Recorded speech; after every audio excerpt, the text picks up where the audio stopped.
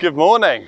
So here we are at the amazing Blackchurch Rock. This is a place I've only come to once before, and I'm just astounded by it. Absolutely love it here. Now the purpose of today is just to photograph this wonderful place and to generally get around without breaking my ankles, because it's really hard walking around here. This is an incredible, unique structure behind me, which is an absolute privilege to photograph. It's quite tricky coming here because you've got to get here in low tide, otherwise this whole area is covered by sea, and then it's really difficult to actually photograph it from this angle. And it's also, that doesn't quite link in with sunrise or sunset or whatever, but anyway, it doesn't matter. What matters is being here and being in the space. What I need to think about here is two things. So first of all, the light, because you've got the incredible kind of dark black Blackchurch rock, and then you've got a really bright sunlight, and I need to wait around to try and kind of to change that. And to hope for a little bit of cloud. The other thing is in this case, it's focus stacking. Because I want to get all this beautiful foreground in, I'm going to photograph the foreground, the middle ground, and the background, and stack them together. And lastly, I'll be using some ND filters again, just to flatten out these pools of water so I get really perfect reflections. So let's make a start. Now I've got it on ISO 64. An f11, and at the moment 1/100th of a second, which is perfect because it's quite windy. So I'm having to take several photographs. I'm having to check my focus in different points, and take different exposures of the scene because it's so bright. Now the cloud just came over for a minute there that let me get some better exposures, because this kind of exposure was just way too harsh. Now, such a beautiful environment. Let's see what we can find and photograph. So, set up for the second shot of the day. Tripods splayed wise. There's this beautiful pool here, and just trying to get a reflection of the peak of Blackchurch Rock in that pool. Now, with weather like this, it's beautiful, but there's a lot of waiting around because, again, there's too much exposure. So I've got to get this just right. So first of all, I'm just going to turn on my camera and have a look at the exposure. Now this is the great thing about mirrorless. Being able to see the exposure is really fantastic. So what I'm going to do is I'm going to start off by, what I mean is see the exposure with the ND filter on, because you can't normally. And I'm going to go for probably about 10 seconds here to really kind of flatten out the peak in the water. Now I'll take a shot. It's going to be too bright because there's too much sun coming in. And again, I'm going to have to bracket this twice as well. Expose once for the pool and expose another time for the sky. Otherwise, the sky will be too bright. So it's quite tricky, but it's worth it.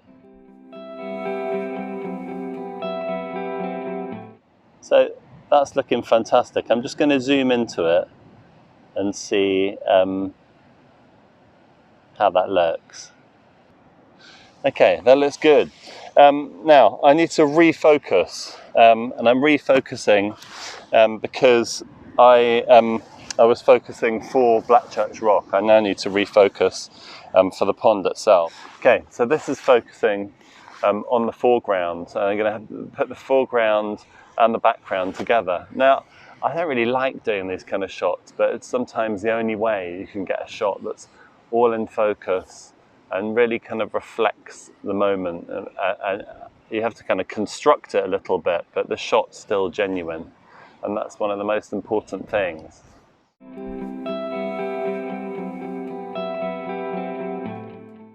So this place is quite something. So just to give you a kind of feeling of scale, if I just walk up to the rock, just to show you how big it is, really. It's fantastic. I've been photographing through the hole here. It's an amazing structure. So let's go.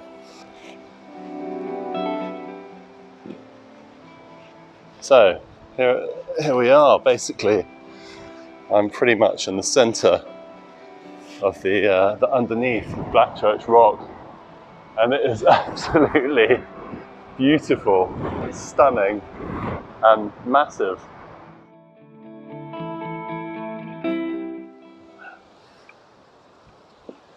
Okay, so it'd be a real missed opportunity, I think. And I think anyone that comes here, it's a real missed opportunity if you don't go around the back. There's so much to see all the way around, and you don't get those leading lines leading your perspective into Blackchurch Rock. You get a completely different view, a completely different texture. There are some really interesting lines on the rocks, and there are some fascinating different kind of shapes and forms. And I'm going to try and photograph some of those now. I'm not going to use a tripod, mainly because the tide's coming in super fast, but also the lighting's really good. I don't need to blur down any of the water.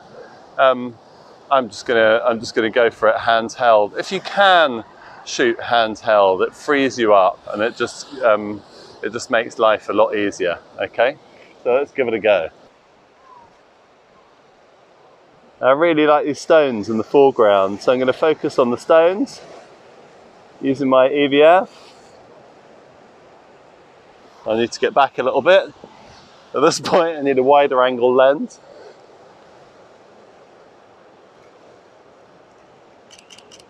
And then I'm going to go to the middle ground, take another set of 3, and then I'm going to go to the background of Blackchurch Rock. Now, that could work really well as a composition.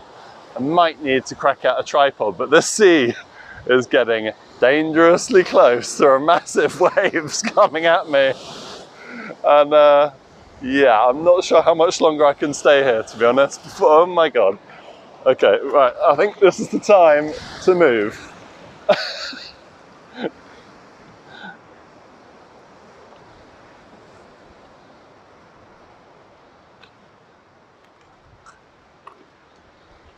Right, that was unintentionally more exciting than I had planned. Right, I haven't got the composition that I had before, but I just wanted to save all the camera equipment from getting completely soaked. So I'm just going to come around here and see what I can photograph.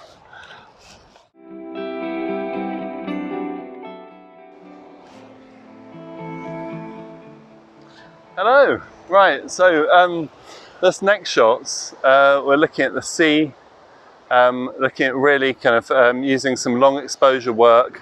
I won't go through it in too much detail. I've got a video on long exposure, as I said, that I'll put up in a link to show you, to go into it in more detail. But what I want to really do is play around with using fast shutter speed to get these crashing waves, and then use a much slower shutter speed to really kind of slow down the water on these beautiful rocks out at sea.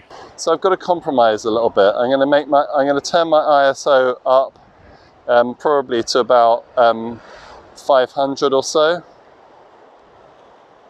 and I'm going to take my aperture down probably to about f7, something like that. Okay. Now the next thing is, just to make it as quick as possible, I'm going to put it on high continuous. Now what that does is it means that you're taking lots of shots all at once. Here we go, there's a bit of a surge now.